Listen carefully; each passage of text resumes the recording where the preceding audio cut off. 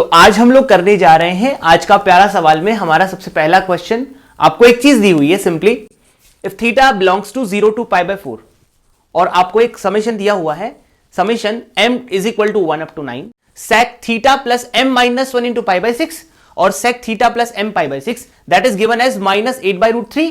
तो आपको फाइंड करना है इस क्वेश्चन में कि थीटा का वैल्यू क्या होगा। ठीक है, तो ये जो सवाल है ये बहुत ज्यादा अच्छा सवाल है और इस सवाल को अपन को सॉल्व कैसे करना है इस पे थोड़ा दिमाग लगाते हैं। आपको सबसे पहले जो सेक दिया हुआ है उसको हम लोग कन्वर्ट कर लेते हैं कॉस में। तो पहले सबसे पहले इस सिग्मा को छोड़ के सिर्फ कॉस पे कॉन्सेंट्रेट करते हैं। कॉस कैसे लिखेंगे, इसको ऐसे लिखा जाएगा cos of theta plus m minus 1 pi by 6। और यहां पर एक और चीज है, कॉस इसके साथ भी आ जाएगा, cos theta plus m pi by 6। अब ध्यान से देखना बेटा, जब ऐसे लिखोगे तो इसमें आपको कॉस और कॉस दो चीजें दिख रही है। सॉल्व करते टाइम आप m की वैल्यूज तो रख के चेक नहीं करोगे ना, सारी वैल्यूज निकाल के सम तो नहीं करोगे, थोड़ा सा इसको सिंप्लीफाई करते हैं। सिंप्लीफाई करने का एक बहुत सिंपल तरीका अगर आपको देखना है तो आप क्या करो, एक बार सबसे पहले इन दोनों एंगल्स को ध्यान से देखो। ये जो एंगल दिख रहा है आपको और ये जो एंगल दिख रहा है, इन दोनों एंगल्स को ध्यान से देखो। इन दोनों एंगल्स में theta plus m pi by 6 और theta plus m pi by 6 common आ रहा है, मतलब सेम चीज दिख रही है। यहां पर एक्स्ट्रा जो लिखा हुआ है वो माइनस पाई बाई 6 है। मतलब अगर आप इस एंगल और इस एंगल का डिफरेंस लोगे, सिर्फ डिफरेंस, तो वो जो डिफरेंस है ना वो आपको दिखेगा पाई बाई 6। आप समझ पा रहे हैं, इस एंगल और इस एंगल का डिफरेंस पाई बाई 6 दिख रहा है। मतलब आपको ये डिफरेंस बहुत इंपॉर्टेंट तरीके से यहां पर यूज करना है। अब कैसे यूज करें, अगर आप इसको यूज करना चाहते हो तो बेसिकली हम लोग इस सम को कन्वर्ट करना चाहते हैं कि ये किसी पर्टिकुलर चीज के डिफरेंस के फॉर्म में क्रिएट हो जाए। किसके फॉर्म में क्रिएट हो जाए, डिफरेंस के फॉर्म में। अगर ये डिफरेंस के फॉर्म में क्रिएट हो जाएगा तो हमारा सवाल आसान बनेगा।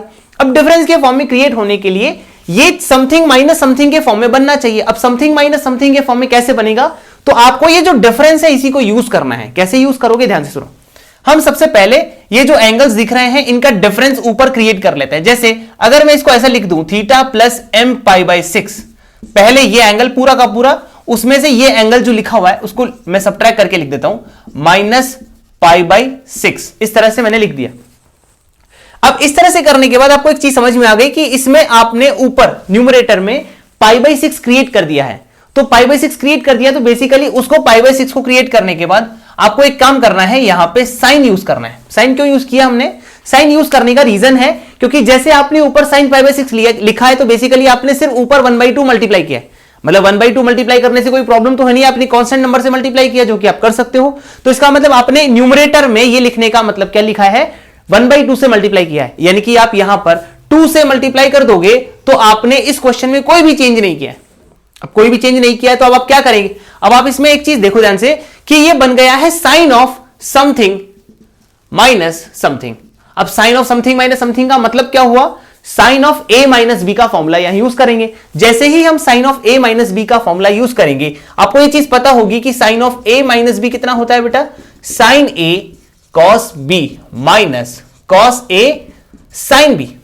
ये जो वैल्यू है इसको यूज कर सकते हैं हम लोग। अब इसको यूज कैसे करेंगे, ध्यान से देखना। हम लोगों ने इसलिए यूज किया है क्योंकि साइन a जब बनेगा ना तो उसका एक एंगल यहां पर आपको दिखना चाहिए ताकि साइन और कॉस का डिवीजन आपको tan दे सके। तो जब आप इसको अलग अलग करोगे तो आपके पास में बनेगा क्या, साइन दिस कॉस दिस, दूसरा एंगल ये है, minus cos this sine this, ऐसा बनेगा। जब आप इसको सॉल्व करोगे तो क्या लिखने में आएगा, एक बार मैं लिख के बताता हूं।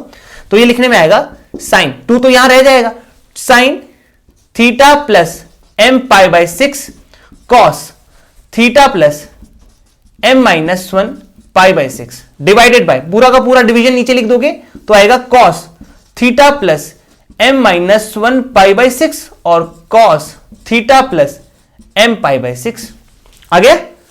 अब आप देखो एक बार कि ऊपर ही ऊपर जो चीज थी साइन a कॉस b तो हो गई, अब minus cos a sine b भी करना है।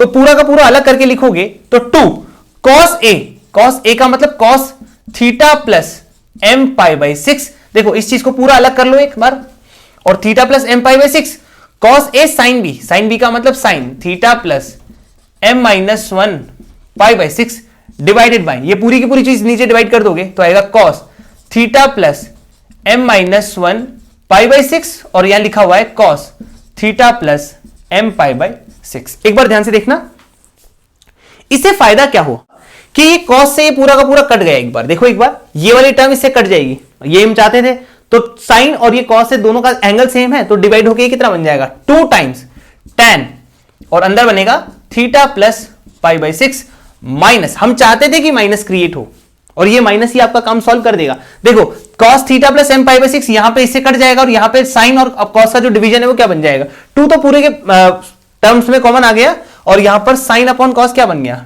tan, और अंदर क्या आएगा theta plus m minus 1 pi by 6। ध्यान से देखना एक बार।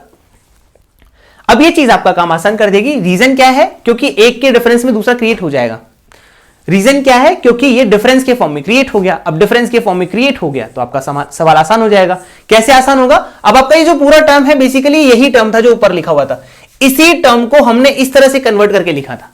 ठीक है, तो आप इस पूरी टर्म को इसके पीछे सम लगा दो, समेशन लगाओगे तो यहां लगा दो, समेशन m बराबर 1 से कहां तक जा रहा है 9 तक जा रहा है। अब अगर 9 तक जा रहा है तो आप स्टार्ट करो। सबसे पहले अगर आप m की जगह, अच्छा यहां m है लिखा हुआ, m लिखा हुआ है ना m पे, हाँ ठीक है। अब आप स्टार्ट करो, 1 लिख के स्टार्ट करो तो क्या आएगा 2 तो बाहर है, अंदर ही अंदर आएगा tan theta plus pi by 6 minus, यहां पर m की जगह 1 रखोगे तो क्या आएगा सिर्फ tan थीटा, और आप पूरे सम को अंदर ऐड करते जाओ तो क्या होगा अगला, जब m की जगह 2 लिखोगे तो आएगा यहां पे tan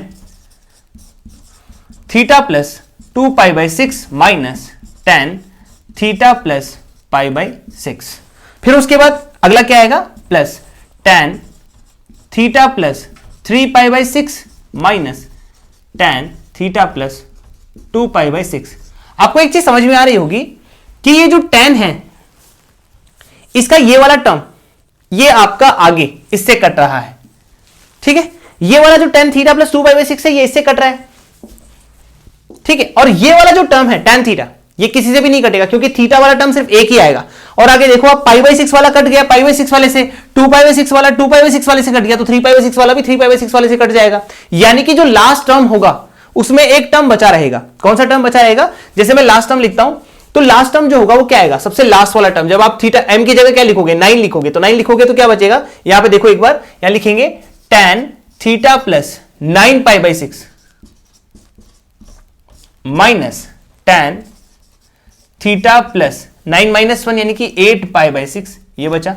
अब आप देखो ध्यान से, अगर आप इसमें m की जगह जैसे आपने इससे जस्ट पहले वाली टर्म में 8 पुट किया था तो यहां tan theta plus 8 pi by 6 आया था और यहां 7 पाई बाई 6 आया था, तो 8 पाई बाई 6 वाला इससे कट जाएगा, 7 पाई बाई 6 भी कट जाएगा, बचेगा लास्ट वाला बचेगा tan theta plus 9 pi by 6, तो ये बचा और एक ये वाला टर्म बचा। ये दोनों ही चीज आपके पास में बची, तो फाइनली आपका जो कुल मिला के ये सॉल्यूशन बचा वो आपका लास्ट में बचा 2, क्योंकि 2 तो आपका स्टार्टिंग में मल्टीप्लाई था, बाकी सब कट गए। ये वाली टर्म भी आपकी कट जाएगी, फाइनली कट जाएगी, तो आपका ये टर्म बचा तो आ जाएगा 2, और अंदर क्या क्या बचा tan theta plus 3 pi by 2 minus tan theta, और इस टर्म का जो वैल्यू है वो है -8 बाय रूट 3 के इक्वल।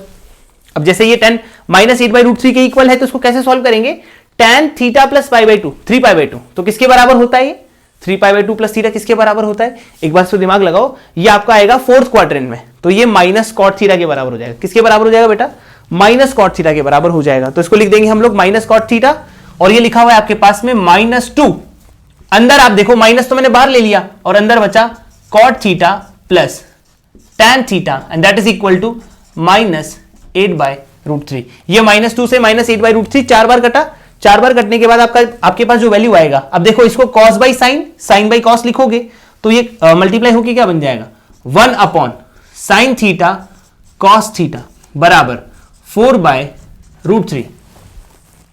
यानी कि आप अगर इसको सॉल्व करो तो यहां से आपके पास में जो वैल्यू बनेगी, मैं यहां लिख देता हूं, यहां से जो वैल्यू बनेगी वो बनेगी 1 upon sine theta cos theta equals to 4 by root 3। अब आप इसको थोड़ा सिंप्लीफाई करो, यहां पर अगर आप 2 लगा दोगे तो यहां भी 2 लगा दो, 2 साइन थीटा cos थीटा करने से आपका ये साइन 2 थीटा बन गया, साइन 2 थीटा नीचे आ गया, 2 से 4 टाइम्स 4 जो है 2 टाइम्स कट गया, तो यहां बचा 1 upon sine 2 theta equals to 2 by root 3। तो यहां से साइन 2 थीटा की वैल्यू आ गई रूट 3 बाई 2, यानी कि 2 थीटा कितना आ गया। आपके पास में जो एंगल्स थे उसके अकॉर्डिंग हम देखेंगे, तो सबसे पहला एंगल हमारे दिमाग में जो आता है वो आता है पाई बाई 3, यानी कि थीटा का जो वैल्यू है वो हमारे पास कितना आ गया पाई बाई 6, और हम यही वैल्यू लेंगे और यही हमारा आंसर है फाइनल। समझ में आ गई बेटा बात? तो यहां पे अपने पास थीटा जो था वो 0 से π/4 था, इसलिए हम लोगों ने थीटा की वैल्यू ये यूज की। ठीक है, थैंक यू।